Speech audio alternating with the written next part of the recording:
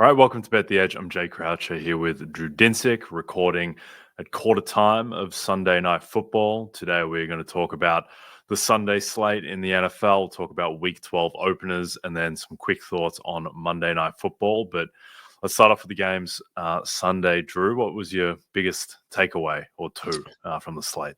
Well, we have two really compelling races for the one seeds now in each conference between two teams. I would say the Lions and the Eagles right now poised to run this to the wire to see who gets the one seed for the NFC, and the absolutely imperative bye and home field advantage between those two teams. Like, if you're telling me like the Lions' equity for going to the Super Bowl, it flips on a dime if they are hosting the NFC Championship game versus going to the link, and vice versa for the Eagles. So really excited to see how that shakes out. And then in the NFC, we now have a race for the one seed between Buffalo and Kansas City. My numbers still say that Kansas City has about a 1.5 game lead there, just in terms of total wins. So it's going to be tough for the Bills to catch the Chiefs because the Chiefs' schedule is so easy. But obviously a huge win for Buffalo in hoping to at least get a 2 seed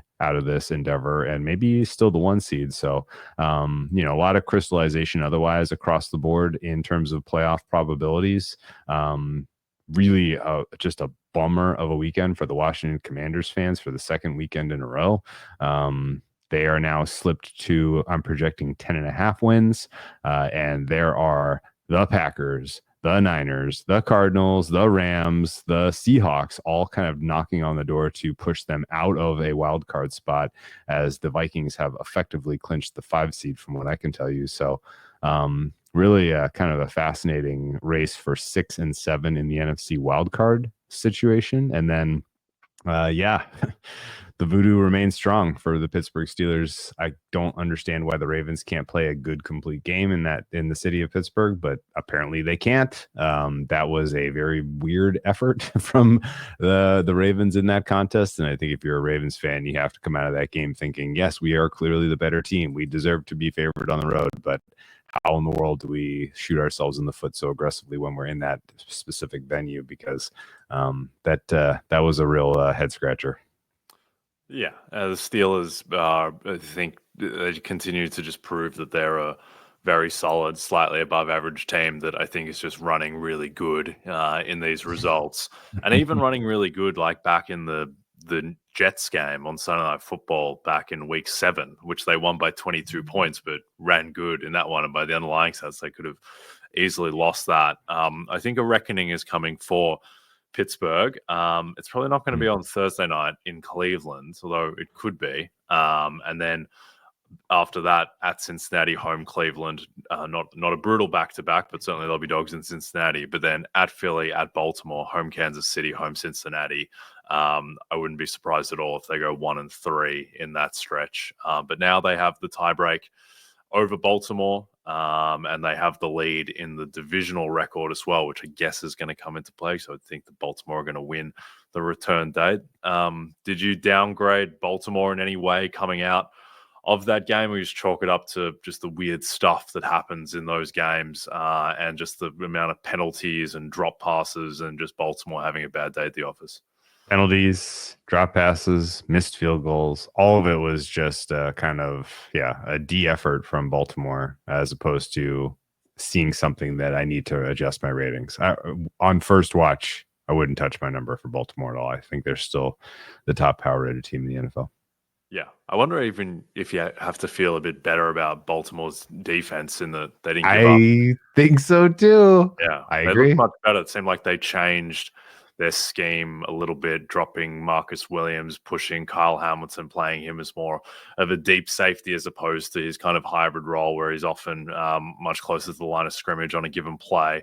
And I don't think the Steelers offense is that great anyway, but encouraging signs there. It has never really made sense to me why Baltimore's pass defense would be so bad. Like, it was the best pass defense in the NFL last year. And I get that they lost some personnel, losing Queen, losing Clowney, some other pieces. But for the most part, it's mostly the same guys. I get new defensive coordinator, but they shouldn't go from basically the best pass defense to the worst. So you'd expect that just come back close to the pack, and I think it somewhat did it against Pittsburgh. Buffalo, Kansas City, we should touch on. I didn't really have anything that material to say about the game. I thought it kind of played out somewhat as expected. Was there anything that made you change your mind about either of those two teams? Well, I think this was as true a test as you're ever going to get for the rushing offense that the Bills are employing right now, because the rush defense for the Chiefs is amazing. And I thought the fact that they were efficient, particularly in the red zone, was noteworthy. I thought the fact that Josh Allen's 4th and 2 scramble for the touchdown being the deciding play, like, that felt right. Haven't seen much of that lately. And the fact that they're kind of going to kind of that break glass for this type of game makes sense. And I think in general, I have to at least acknowledge and maybe upgrade the coaching staff for the Bills a hair, because they went for it on 4th and 2 instead of just kicking the field goal and handing the ball back to Mahomes, because I've seen that story enough times to know that Mahomes was probably going to drive the field and score a touchdown at the death to win. I was impressed with the degree of success that the rushing offense had for the Bills, and pretty noteworthy that Curtis Samuel was a factor. I didn't think that was very likely in this contest. And there was that was overall, it was just kind of a reminder that offense matters more than defense, even this time of year where it's starting to get a little bit cooler and the weather matters more. But it was just generally kind of a wake-up call that, even if Kansas City has the best defense in the NFL, there are good schemes and good quarterbacks that can absolutely score on them when they are asked. The Chiefs offense still does feel a little bit broken, but none of this really changes my overall opinion of either of those teams. It was just sort of the way that the scoring went sequence wise, kind of kept the Chiefs from covering. Especially painful that they couldn't even get the teasers home, but we live to fight another day. Indeed. I thought that main notable thing out of the game was that Kansas City have a real problem at corner without Jalen Watson, and having lost L'Jarius Sneed. It felt they were very exploitable. Allen kind of missed a couple of throws that he probably usually makes. There's some pass interference calls as well, which don't show up in Allen's stats. So I think that Kansas City's pass defense, until they get Watson back, is not going to be a particular strength. But the run defense certainly is awesome. Last thing out of this slate that I wanted to touch on, how bad are the Falcons at the moment? Because they've looked kind of violently unimpressive for a while now. And that Seattle game kind of felt like an outlier, the game they lost at home by 20 to the Seahawks. And I was like, all right, well, outside of that, they've been pretty solid. Maybe that's the outlier. Do you think that perhaps it was the other games that were the outlier, and this team was just inflated by lighting up the Bucs' flammable secondary a couple of times, and this is a below average team overall? I think it's more, and I try not to fall into this trap this time of year where you feel like you have a team just flat out solved, but I kind of feel like we have the Falcons solved. If they are up against a team that can generate a meaningful pass rush, Kirk Cousins is going to be in distress because he's not mobile, and that entirely unravels his ability to run a functional offense. This situation with a beat up offensive line on the road, second straight week at altitude, hostile environment, good pass rushing on the other side of the equation, like seeing the Falcons offense struggle was sort of like, okay, yes, this was the concern. This is everything I was worried about. It was just waves and waves of confirmation bias in the first half of that game. And then on the flip side, the Falcons defense is bottom 5, period. Like the personnel, the scheming, everything about it is not impressive. And when they're up against, when they are able to go score for score with, another similarly imbalanced team, then yeah, they can eke out a win, and particularly when they're at home. Their schedule, we know, is extremely easy. It has been all season. It continues to be. My hope right now with this Falcons team, Jay, is that they hold on to a 3 seed, maybe a 4 seed, and maybe they win some games and some high profile spots down the stretch against some teams that are fraudulent, and the market kind of shakes their kind of recognition at some of the weaknesses, because come playoff time, this is a fatally flawed team that is going to get badly beaten by the wrong opponent at the wrong time. And we're going to have to make some decisions, whether that's round 1 or round 2 of the playoffs. But 2 consecutive playoff wins for this Falcons team feels entirely out of reach, considering limitations with the defense and limitations with Cousins' mobility. Indeed. All right, we'll touch on the Broncos side tomorrow. We'll also talk about the San Francisco 49ers tomorrow, who are in a spot of bother now. But firstly, this Sunday night, 2 teams battle for playoff positioning when Jalen Hurts and the Eagles fly west for a clash with Matthew Stafford and the Rams. Coverage of the matchup begins at 7 p.m. Eastern, only on NBC and Peacock. All right, Week 12 openers. Did anything leap off the page to you, Drew, from the early numbers? I mean, I guess shed a tear that we don't get to fade the Jets again. They're on bye this week, so we don't get to bet into an inflated Jets line. Wow. I am in harm's way with my Cleveland Browns number. Thursday Night Football is 4.5 in favor of the Steelers, which is not close to what I make this game fair. The Browns were such a disappointment to me this last week. I had them in every contest. I had huge stake on them to win against the Saints. The market was right there with me in strong support, and they just played sloppy. They let the Saints hang around, and then they let the Saints stomp all over them with the Taysom Hill. Got to put his Hall of Fame tape together against this defense, as they just completely gave up in the second half there. And I am struggling to kind of wrap my brain around whether this is just a stay away, don't get involved. The Steelers voodoo is too strong. You can't keep betting against this team. Just let it be. Versus this number is not right. It should be on the other side of 3. I feel very strongly about that. It's just a matter of whether the Browns show up and if they're trying to win, which I don't know if I have high confidence in saying is the case. Yeah, I think that's reasonable. I think going into the week, you would treat the Steelers as a +1 type of team and the Browns as a -3 type of team, that kind of range. And when you bring in home field advantage there, that would get you to smaller than the 4.5, though obviously you got to adjust the Browns down a chunk after today. And I'm not sure how much you bumped the Steelers up after today, despite the very impressive results. So yeah, I'd agree with you there, even though I think Jameis is kind of terrible. There's a few that leapt off the page to me.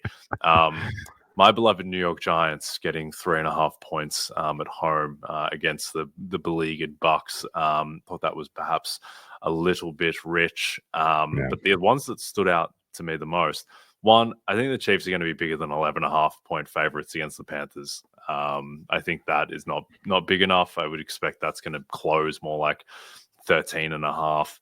And then the other one was the Packers being 1.5 point favorites over the Niners. I can't get that. I would have thought that should be pick or even San Francisco favored. But what do you think about that one? Yeah, I have San Francisco as a small favorite there. I agree with your other 2 opinions. I will note that I have not bet the Giants yet because I'm expecting that we will probably get some information about the quarterback. Yeah. For the Giants. And that, like, what's the difference between? No, but it may like induce market volatility, right? Like people may be like, oh, well, Giants are quitting on the season, so let's sell the Giants. Similarly, there may be Mike Evans news that's positive for the Bucs. I think he'll be back. Yeah, I think he'll be back too. But like when that hits the wire, you could see 4. So I think if you want the Giants, you're best served being patient. I think if you want the Chiefs, you need to act immediately. Yeah. I agree with you. I don't see any real case to get involved with the Panthers here. The Panthers defense is still very, very poor. Nothing that the bye has encouraged any kind of positive upgrading for the Panthers, in my opinion. So Chiefs should be in a little bit of a get right spot. And yeah, the Niners, I make small favorites. That's probably the game of the week in terms of like game that matters. This is like our first playoff game, really. Loser is going to be very much on the outside looking in for a wild card spot. Neither of these teams feels very realistic, like they can get to a division title at this point. Have you seen the Niners division record, Jay? What's going on here? They beat the Seahawks. They beat the Seahawks once. Yes, they now have 3 losses in division, which is not helpful. And so yeah, this one more loss by either of these teams, and you are in very dire straits. I kind of want to go to war with the Niners here. The Packers defense is quite bad. Nothing about the Bears getting to 19 points was the Bears fixing their offense. It was very much, this is an exploitable unit. So the Niners should be able to really put a hurting on this group. And if their defense can keep the Packers into the mid to low 20s, then they should win. I still don't know how the Niners contrived to lose that game against Seattle, having watched it right through. If you just kind of, on the balance of play, it certainly felt like a game that the Niners were winning very comfortably. I mean, in the end, they only averaged 4.9 yards per play. But they just got completely screwed by penalties, of their own doing. I don't think they got an unlucky whistle or anything, but to commit 9 penalties for 54 yards. It's funny, this Niners team, and no one says this because it's Kyle Shanahan, but they just kind of play like a poorly coached team a lot of the time. And Shanahan has his own faults with the aggressiveness on 4th down and all of that. But for them to go 7 of 11 on 3rd down and lose at home to a fairly inferior Seahawks team, who they now share the same record with, but their defense just seemed to completely wilt when Bosa left the game. And I'm not sure. I would imagine, given the stakes of this game and the fact that he wasn't able to come back in, he would probably be a dog to play against the Packers. So, yeah, I still think the market is going to have the Niners rated as the second best team in the NFC, or right neck and neck with the Eagles for the second best team. And now they're going to be, are they going to be worse than a coin flip to make the playoffs at this point? Just given how stacked the NFC is. I have them 56.8 to make the playoffs, and almost all of that is that they win their division. I think they're threading the needle of getting a wild card spot while losing the West is getting very, very, very tough to tightrope. And they're screwed on the tiebreak front with, to your point, the one division win, and particularly having, I think their 2 biggest threats. Well, I think the team that is least threatening to them in the division is probably the Seahawks, and they're the team that they beat in the division. I think the Rams and particularly the Cardinals are going to be a bigger problem. So, yeah, not great for San Francisco, but we'll talk more about them tomorrow. All right, Notre Dame continues to march towards the college football playoff, Drew, and this Saturday night they take on Army at Yankee Stadium. NBC will lead you up to kickoff starting at 7 p.m. Eastern. Wow. As you all know by now, we've teamed up with BetMGM this season. We'll be using BetMGM lines to make all our picks, and we'll have special offers for our listeners each week. If you haven't signed up to BetMGM yet, use bonus code BETEDGE, and you'll get up to a $1,500 first bet offer on your first wager with BetMGM. Here's how it works. Download the BetMGM app and sign up using bonus code BETEDGE. Deposit at least $10 and place your first wager on any game, and you'll receive up to $1,500 in bonus bets if your first bet loses. Just make sure you use bonus code BETEDGE when you sign up. See BetMGM.com for terms. 21 plus only. U.S. promotional offers not available in New York, Nevada, Ontario, or Puerto Rico. Gambling problem? Call 1-800-GAMBLER. Available in the U.S. Call 877-8-HOPE-NY or text HOPE-NY 467-369 in New York. Call 1-800-NEXT-STEP in Arizona, 1-800-327-5050 in Massachusetts, 1-800-BETS-OFF in Iowa, 1-800-981 0023 in Puerto Rico. First bet offer for new customers only, subject to eligibility requirements. Rewards are non-withdrawable bonus bets that expire in 7 days in partnership with Kansas Crossing Casino and Hotel. Don't forget, if you haven't signed up for BetMGM yet, use bonus code BETEDGE and get your $1,500 first bet offer today. Okay, the Battle of Texas, Monday Night Football. Houston, 7-point favorites at Jerry World. The total is 41 flat. Do you have any bet on this game, Drew? Yeah, I'm on the under 42. I agree with the directional move here. And in general, don't get me wrong. For the sake of the NFL-loving public, I really hope the Cowboys figure something out and that they have some competitive, entertaining football in them in this next month, because they are going to be front and center every single week. They're at the Commanders next week. That's going to be a highly touted game. They have a standalone game, obviously, on Thanksgiving, and then a Monday Night Football game against the Bengals. So 2 Monday nights, we are treated to home Dallas Cowboys football in the next 4 weeks. And boy, does this not feel like a very competitive spot for them. The Texans defense is the standout unit here. I think ultimately they match up brilliantly against the Cowboys offense as currently constituted. And I think that if they can in general put any kind of clamps on CeeDee Lamb, then Cowboys might be scoring into the low teens or even single digits here is, I think, a possibility. The Texans offense is far, far, far from solved, even with the return of Nico Collins. I think this is going to be a little bit of a tricky test for them, because their offensive line has been abominable so far this year, and CJ Stroud has regressed significantly under pressure, not just from last season, but through the weeks this season. He has gotten worse week in, week out. So I don't know that any of that gets fixed on a dime. I think in general, the Texans running game is still quite broken. Their run blocking is non-functional, and that is sort of the one thing that might finally find some relief against the Cowboys' second unit that's really poor tackling. Or no, not second unit, but their second level is pretty poor tackling. So if they can get to the second level, maybe we have a couple explosive runs here, and that's enough to get the Texans into a comfortable cover as 7-point favorites. But I think realistically, this should be more like a 39-point total. So give me under 41 as the best look on the card.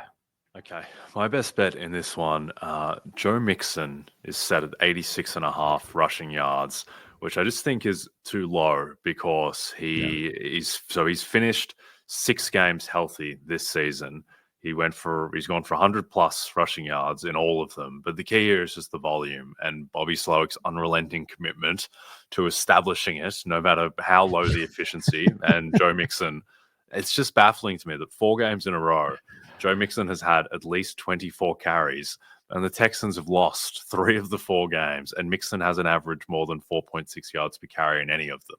It's just running. And yeah, like Nico Collins coming back, that will, in theory, give them another option to move away from the run. But the one full game that Joe Mixon played with Nico Collins, Joe Mixon ran the ball 30 times in week 1 against 30 the Colts. carries. So I just think that this is just what Bobby Slowick is. There's this thought that, he'll see God eventually and stop running the ball so relentlessly. But like everyone was saying the same criticism last year. You almost cost them their season against the Colts in week 18 with just the unceasing commitment to the run. So I think this is just the offense.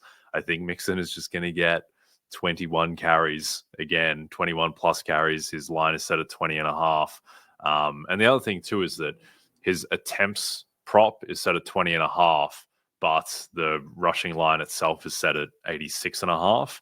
I trust that Joe Mixon is going to do, if he's getting that kind of level of volume against the Cowboys rush defense, I think he can go over 86.5 rushing yards. So that would be my look for Monday Night Football. Yeah.